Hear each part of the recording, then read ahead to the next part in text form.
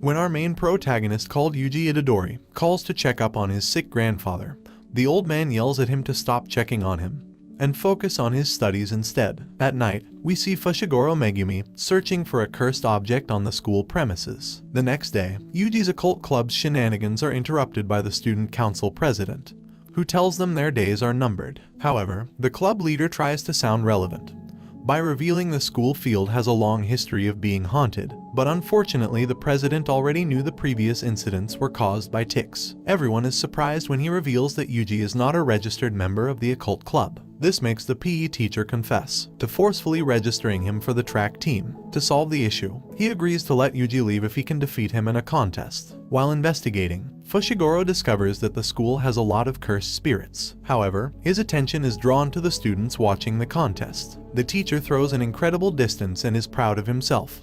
But when it is Yuji's turn, he throws the shot like a golf ball. Before club meetings end, Yuji visits his grandfather, who scolds him for ditching club meetings to visit him. He advises Yuji to help others so he won't end up alone like he is. Just then, Yuji notices his grandfather has died. When he finishes with the final paperwork, Fushiguro approaches him in respect to the cursed object he happened to goof around with in the occult club. He explains the significance and dangers it can cause, but Yuji finds it hard to believe. He then hands him the empty container, while revealing the other members' plan to open the actual object at school. In school, the occult members manage to break the seal of the cursed object. Just then, they are attacked by cursed spirits from above. As Yuji leads Fushiguro to school, they are faced with a barrier that doesn't permit Yuji to go further. Inside, the cursed spirits have already been unleashed and we see one trying to possess the male student. Fushiguro quickly rushes to their aid by summoning his Shikigami dog to attack the spirit he encounters. When he gets to the student's location, he is too late as the curses are about to devour them. However, Yuji suddenly arrives through the window. He punches the curse hard enough to save the two in time. When Yuji asks what the object does, Fushiguro explains it is Sukuna's fingers, an object which can be eaten to gain more cursed energy. A curse then appears to devour Yuji, along with the object, so Fushiguro protects him. The giant cursed spirit squishes him, making his demon dogs disappear before he is tossed outside. Having taken too much damage, Fushiguro is unable to fight anymore, so Yuji comes to his aid. He battles the cursed spirit despite being an ordinary human, but he is quickly overpowered as it is revealed only a curse can defeat a curse. Just before he is eaten, Yuji gulps the finger as a last resort. He immediately gains immense power which he uses to one-shot the curse, but then his body transforms to reveal he has been possessed by the owner of the finger. Immediately, Fushiguro labels him as a curse and moves to exorcise him. When Yuji reveals he has regained control of his body, Fushiguro becomes conflicted. A sorcerer called Gojo Satoru then appears and asks for an update on the situation, so Yuji reveals he ate the special grade curse object. When Gojo confirms this, he tells Yuji to let Sukuna take over his body for 10 seconds only. After he finishes warming up, he tosses the souvenir he bought to Fushiguro. As he is distracted, he is suddenly attacked by Sukuna, but he outsmarts him. As they fight, Gojo reveals he wants to show off to his student, so he goes on the offensive, while Sukuna is stuck at the receiving end of each attack. As Sukuna decides to get serious, the 10 seconds elapse, so Yuji regains control of his body. Gojo knocks him out and reveals to Fushiguro that he might be executed depending on his condition when he wakes up. Back at the school, Yuji is awake, so Gojo reveals he has postponed his execution, but in exchange, he has to keep devouring Sukuna's fingers. The next day, Yuji goes to cremate his grandfather along with Gojo. After he is done, he agrees to the proposal, so he devours the second finger. Although his body begins to transform, he doesn't allow Sukuna to take over. On seeing this, Gojo gets excited as his ability is promising. Afterward, Fushiguro arrives to inform him he is now a first-year student of Tokyo's Jujutsu Technical School for Sorcerers. When they arrive at the school, Sukuna finds a way to talk by morphing Yuji's body. When Yuji notices Gojo's reaction, he asks who Sukuna actually is. So Gojo explains that Sukuna is known as the King of Curses, who is so strong that after thousands of years, his body parts still can't be destroyed. The next day, the last admitted student arrives in Tokyo, so the boys wait at the airport to welcome her. Their opinion of her drops when they notice her making a scene by arguing with a model scout who refused to give her the time of day. Afterward, she introduces herself as Nobara Kujisaki, their new classmate. Gojo informs the group they are going into the city, so Yuji and Nobara are excited since they are from the countryside. However, they are disappointed when he brings them to a haunted house to exorcise cursed spirits. He then directs Nobara and Yuji to carry out the exorcism, so Yuji quickly explains that he can't use cursed energy yet. This makes Gojo hand him a special tool that he can use to defeat curses. Inside, Nobara is annoyed she has to exercise curses on her first day, so she suggests they both split up to cover more ground. When she leaves, a curse suddenly attacks Yuji, but his senses are too sharp to be caught unaware. When the curse attacks again, Yuji counters it fearlessly by incapacitating it before striking the finishing blow on the head. Meanwhile, Nobara notices a cursed spirit hiding in a mannequin, so she attacks it using her special technique. However, her attacks are not strong enough to defeat it. Some seconds after, the nail surges with enough energy to destroy the cursed spirit. She finds a child hiding behind some boxes, so she goes to lend a hand.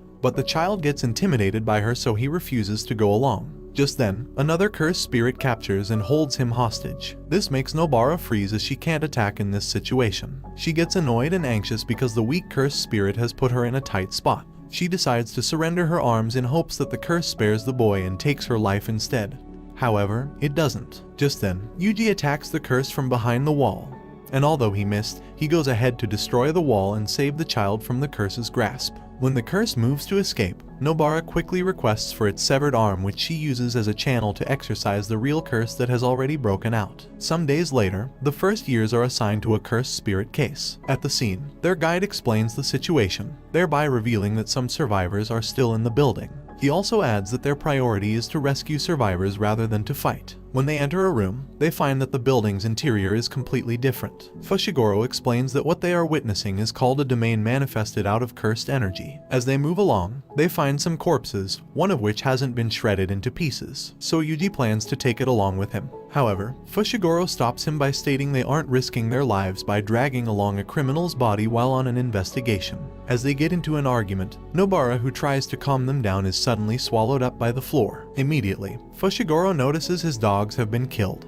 He tells Yuji to run, but it's too late as the cursed spirit, who is a special grade, has already shown up in front of them. They both freeze up from his aura, but Yuji, who manages to draw his weapon, has his hands cut off. Out of fear, Yuji asks Sukuna to lend him his powers, but he refuses and even reveals he would kill Fushiguro and Nobara if given control. The cursed spirit then releases a freighting attack which scares the hell out of Fushiguro, so Yuji begs him to find Nobara and go out to safety. When he leaves, the cursed spirit begins hitting Yuji with powerful energy blasts in different successions. It sends a scorching energy attack that slowly destroys his body. As he holds out in pain, his life flashes before him, so he regrets eating the cursed finger. Elsewhere, Nobara is about to be eaten by a cursed spirit, but she is saved in time by one of Fushiguro's summoning. Back at the battle, Yuji knows he is faced with certain death, so he laments that he doesn't want to die a pathetic death. As a last resort, he lets out all of his emotions into his fist and finally creates a cursed energy.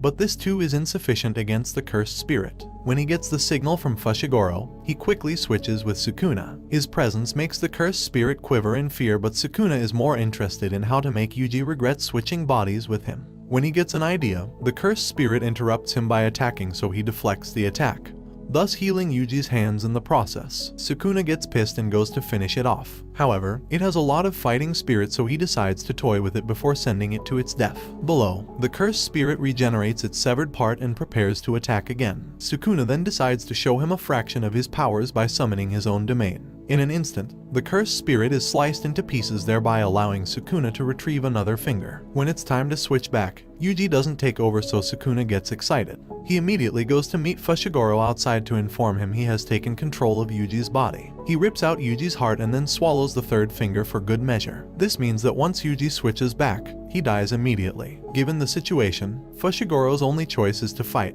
so he summons his Shikigamis and attacks Sukuna along with them. Sukuna, however, seems to be enjoying himself with the little brawl. When Fushiguro's summonings get an opportunity to attack, their attacks do not cause any damage, so Sukuna simply destroys them. Thereafter, he gets serious and begins tossing Fushiguro all over the city. During the beatdown, his bird Shikigami comes to his aid, but it is quickly smashed down along with Fushiguro. In his last moments, he recalls the memory of his kind sister who died. He suddenly gets a surge of energy, so Sukuna is glad the fight isn't over. But before they continue, he suddenly stops and begins speaking to Yuji indirectly. His pep talk is so good that Yuji regains control of his body. However, he begins losing blood and collapses to his death. Some days later, we see a group of villains discussing how the previous incident was a test to find out how strong the current Sukuna is. Later, Goju is briefed about the circumstances leading to Yuji's death. Their discussion is interrupted by Miss Yari, a doctor, who reveals she plans to dissect his body. As Fushiguro and Nobara mourn their dead friend,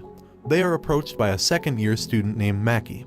She is accompanied by a panda and another classmate called Inumaki. They invite the first years to participate in an inter-school exchange activity coming up. They accept the second year's invite in exchange that they train them to get stronger. At a restaurant, we see that the villain group is made up of some curses and a Jujutsu sorcery. He reveals that for them to get the upper hand, they have to deal with Goju Satoru and also find a way to get Yuji on their side, as he is Sukuna's vessel. Inside Yuji's corpse, we find that he is alive but trapped along with Sukuna in his innate domain. Yuji tries resorting to violence, but Sukuna is leagues above him in that aspect. He reveals that Yuji is still alive and he can come back to life if he agrees to his conditions. Back at the present, Yuji suddenly wakes up just before the doctor continues her examination. Later, Goju begs the doctor to keep Yuji's situation a secret for the time being. At the restaurant, the curses are told their only way to handle Goju is to seal him using a special artifact. When the manager notices their table hasn't ordered anything, he asks a waiter to go check on them, but he quits because his survival instinct tells him to avoid the table. The manager then goes to talk to them, but he is engulfed in flames as a result of Jugo's ability. He also sets everyone else on fire and reveals he would take care of Satoru himself. Later, Goju instructs Yuji on how cursed energy works. Yuji gets disappointed when he finds that he doesn't have the ability to use fancy Jujutsu skills. For his training, he is to learn how to control his cursed energy by watching movies while trying hard not to wake up the principal's doll, which attacks him occasionally. On his way home, Goju senses a cursed spirit, so he tells Iguchi to go on without him. Shortly after, Jugo attacks furiously from the sky. He throws an object towards Goju, which suddenly blasts fire hot enough to melt the road. However, Jugo is surprised to find Goju totally unharmed. Next, he summons some insects which he sends toward Goju. Although he stops their attacks, they quickly turn out to be remote bombs that detonate after a while. Jugo continues to unleash various forms of attacks while Goju does nothing in response. When he manages a direct hit, he talks down on Goju, thinking he has been defeated. Again, Goju comes out unscathed. He then reveals to him his technique called Infinity, which creates a space between him and his enemies. Goju finally goes on the offensive and begins a fast attack that Jugo can't keep up with. He goes on to unleash a cursed technique that sends Jugo flying into the forest. Goju catches up with him and continues to bully him while he tries to make a run for it. Shortly after, Goju appears with Yuji, who he reveals has to learn from the battle. When Jugo asks why he brought a kid to slow him down, Goju responds by saying there's no problem since he is weak. This pisses Jugo off intensely that he makes an outburst and summons his domain. His domain expansion transforms everything into a cave of magma. Here, Goju begins tutoring Yuji on the various advantages of a domain as well as how to counter them. To round off, Goju explains the most effective way to deal with a domain is to cancel it with a stronger domain. Just then, Jugo's attack is stopped and Goju unleashes his domain, which sends them into an infinite void. Here, Jugo is unable to move an inch, so Goju easily rips off his head. After the battle, Goju tries to interrogate him, but he doesn't cooperate. Another cursed spirit stops the interrogation by utilizing flowers to create a distraction, which allows Jugo to be rescued. Some days later, the first years are approached by two students called Maya and Todo from another school. Todo reveals he wants to test their mantle, but first he asks Fushiguro what his type of woman is. When Fushiguro responds by saying he doesn't have a type, Todo sheds a tear and calls him boring. He immediately attacks Fushiguro with so much speed he is unable to react. So, Fushiguro summons some frogs to help with his mobility, but when Todo attacks,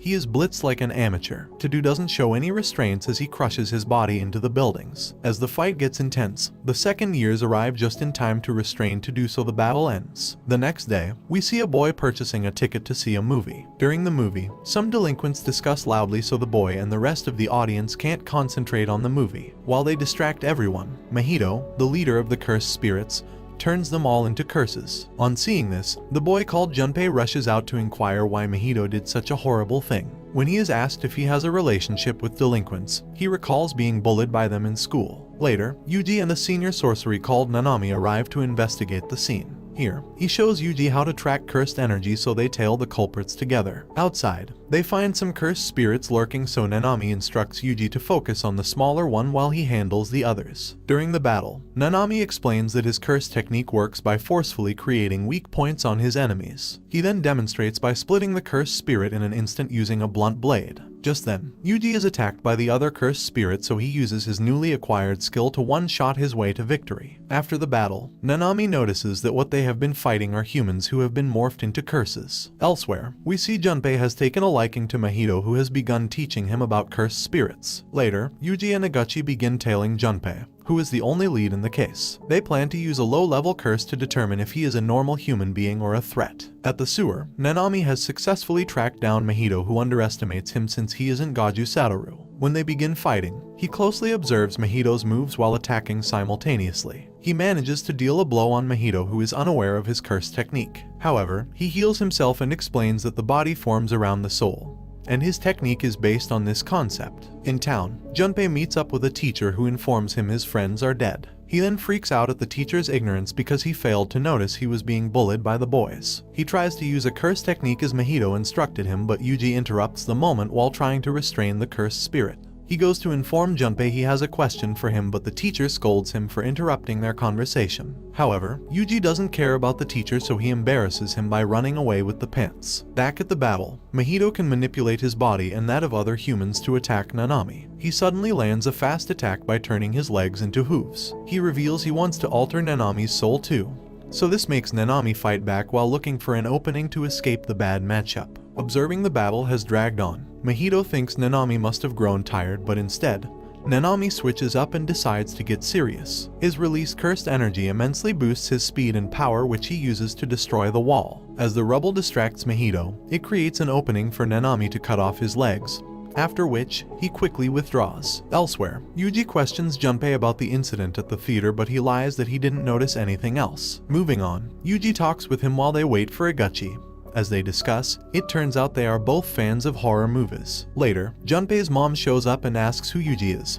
After introductions, she invites him over to have dinner with them. In their home, the two boys along with Junpei's mom have fun discussing over dinner. When she wakes up at night, she finds Sukuna's finger at her table. The finger also attracts a cursed spirit that kills her. Although this is all part of Mahito's plan, he goes to comfort and uses the opportunity to push Junpei towards despair. The next day in Junpei's school, the students notice something in the sky. This turns out to be Mahito learning how to conjure a veil. When he succeeds, the majority of the humans inside the school collapse, leaving some designated persons standing. Junpei confronts a student who he thinks placed the cursed finger in his house, but the student is unaware of whatever he is being accused of. Junpei then begins cursing and torturing him in hopes that he'll admit his crimes. Before he finishes him off, Yuji arrives at the scene to stop the madness. The two with conflicting ideas begin battling each other.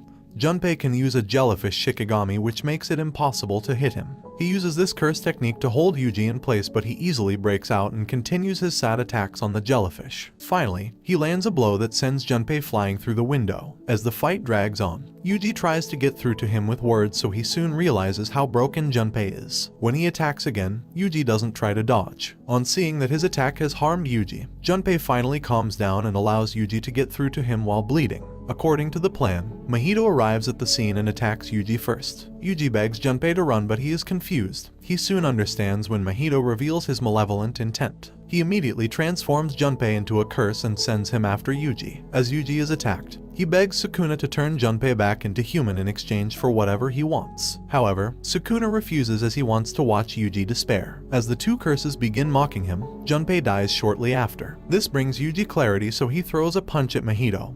Although he isn't supposed to take damage, he suddenly feels the impact, which means that his soul as well as his body was attacked. The battle gets intense as Mahito hopes to push Yuji to the limit where he would have to rely on Sukuna. However, he soon finds out that Yuji is very resilient. He succeeds in stabbing Yuji, so he moves to tamper with his soul directly. However, his technique links him to Sukuna's soul instead. Inside, Sukuna gets irritated by his presence and kicks him out immediately. This creates an opening for Yuji to land several attacks on him. Surprisingly, Mahito appears unharmed behind Yuji, but before he can land a surprise attack, Nanami shows up in time. Nanami notices Yuji made Mahito bleed, so he devises a plan that involves Yuji landing the blows while he becomes the bait. The battle commences again with Mahito on the offensive, When he observes Yuji poses a problem, he sends some transformed humans after him. Yuji then tries to avoid them so he won't have to become a killer, but after a while, he is left with no choice. With Yuji busy, Mahito is about to finish off Nanami, but he suddenly shows up to help Nanami. This time, the two manage to read Mahito's moves, so they change the tide of the battle in their favor. In the heat of the battle, Mahito activates his domain expansion. However, he locks Yuji out of the domain since he can counter his soul tampering technique. Nanami, on the other hand, doesn't have a domain expansion at his disposal, so he gives up on the battle. But then, Yuji somehow invades the domain from the outside. His presence makes Mahito come in contact with Sukuna's soul again,